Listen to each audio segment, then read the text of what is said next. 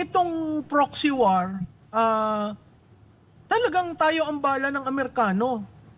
'Di ba? Nakakalungkot kasi hindi naman ho pala away ang Pilipinas. Siguro mahilig magpikunan, 'di ba? Maglokohan. Pero yung talagang kukuha ka ng barel para bumarel, gawain lang ho 'yun ng mga private armed groups, no? So sabi ko nga, isang lokohan, kunin niyo lahat ng private armed groups. Alam naman ang order of battle ng PNP, ilagay mo dun sa Western Seaboard. Pwede. Lumaban. Tapos silang lahat ng anak ng mga politiko na lalaki, wala tayong conscription service. Hindi kayo mauna. Tama. Pero alam mo ka, Eric, ako ang awa ako sa Batanes. Kasi ang Ibatan culture, peace. Peace. Ang Ibatan culture, honesty. Honest yan, ho. Pero mong gawing garrison state yan, at nung balikatan mas marami pang Amerikano sa Batanes. Kisa mga Ibatan. Ibatan, di ba? So, ang akin, bakit? Kasi, yung respeto natin, una sa Southeast Asian, nawawala. Yeah, di ba? so Ang sabi nila, wag dito sa ating lugar. Abay, kung gusto nyo magpakamatay, kayo na lang. Bakit? Anong epekto nun? Kasi sinong investor na titingin sa Southeast Asian region ang pupunta dito knowing si Pilipinas Exactly.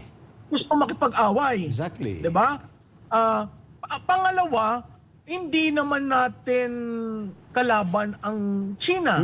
Oo, meron tayong mga bagay na hindi sinasang-ayunan.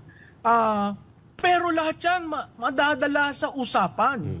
Bakit ang nangunguna ay ang mga warmongerers at ang security cluster sa diplomasya? Yan. Hindi ba ang diplomasya last yung mga security cluster? Para ang mga security cluster salita ng salita, ine-escalate, gumagamit ng emotional narrative para magalit ang taong bayan. O anong sinabi ng mga taong bayan? Ba hindi kayo kumuha ng water cannon, dati water cannon nyo rin. No. Diba? May mga ilan. May critical mass ang issues Kaya ako nagugulat Hindi lumalabas. Hindi siguro mag-EDSA, pero makikita mo yung critical mass on a given issue. May nagsasalita. May nagsasalita. Yun ang ating konsuelo sa tradisyon at kultura ng mga Pilipino. Hindi po sila basta pasusupil kapag nakikita nila ang kabulastugan ay garapalan, lalo na kung nanggagaling sa may mga kapangyarihan. Attorney Marlon, your final interaction kay Mama Lu at napakaganda ng talakayan na ito natin. Wala naman. Pero nagpapasalamat ako kay Mama Lo sa ating mga discussions. But my final thought on the matter is simple. No? Sabi ni Sancho sa Art of War, the best soldiers are the well-fed soldiers. Yes. Tayo naman ang best importer ng rice. So paano tayo gigera kung tayo mismo ay gutom? Maraming salamat, ma'am. Okay. Salamat, attorney. Mama Lo, paano tayo makikipagdigma kung ang ating bansa ay kulang na nga sa bigas, kulang pa ang mga tao para mag-survive sa kagutuman, ang Pangulo ay parte ng parte at ang kanyang asawa na parabagang wala lang sa kanila ang posibleng patutunguhan ng kanyang pagtapang-tapangan at paggigiitan sa China na hindi naman dapat mangyari, sabi mo, kasi pwede namang pumunta sa masusi at mapayapang pag-uusap. Your final word to the Filipino people on this very critical and challenging times na inaharap ng bansang Pilipinas under the Marcos Jr. government. Sa mga Pilipino, wag po tayong matakot.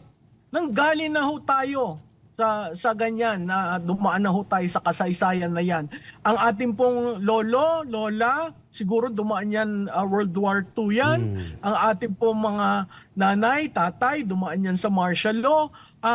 Sa generation, sa millennials, sa generation alpha, discuss the issues, learn the issues, be faithful to the cause. And that cause is really being a Filipino in our country.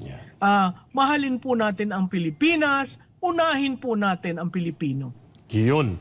Maraming salamat kay Professor Malotikia at ibabalik ko po sa pananalita na binungad mo kanina, ang lahat ng mabuting pamamahala magsisimula sa pananagutan ng namumuno, lalo na sa Pangulo at ang kanyang hindi pagtaksil at pagtalikod sa tunay na kabutihan at interes ng kanyang mamamayan bago ang kanyang sariling kabutihan at personal na interes.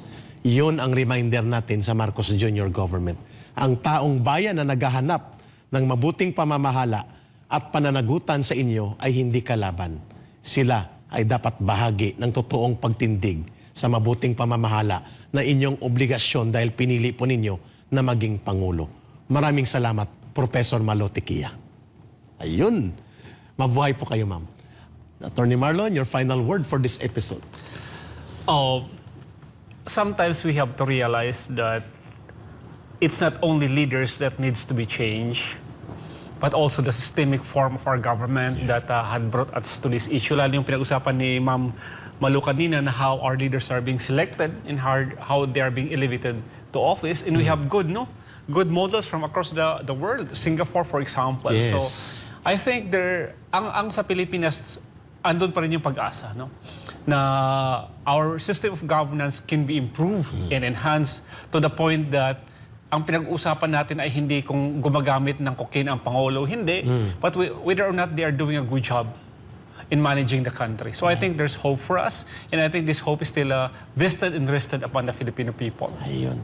Mga kababayan, nakasama po natin si Attorney Marlon Bosantog at kanina lang si Professor Malo Tequia sa mga usaping na dapat ay tinatalakay ng bawat sektor ng lipunan sapagkat napakahalaga po para sa ating bansa na maayos at matino ang namumuno ng ating bayan. Sabi nga namin dito sa Pilipinas nating mahal, paulit-ulit naming babanggitin ito, the situation sometimes may seem so desperate, but definitely it is far from being hopeless. For as long as naniniwala tayo sa Diyos na makapangyarihan sa lahat at ang taong bayan ay binubuklod natin sa mabuting layunin, ang pamahalaang nagiging suwail sa bayan ay palaging babalik sa tama kapag mamamayan ang humatol sa kanila. Ito po si Ka Eric, kasama ko si Attorney Marlon Bosantog dito sa Pilipinas Nating Mahal.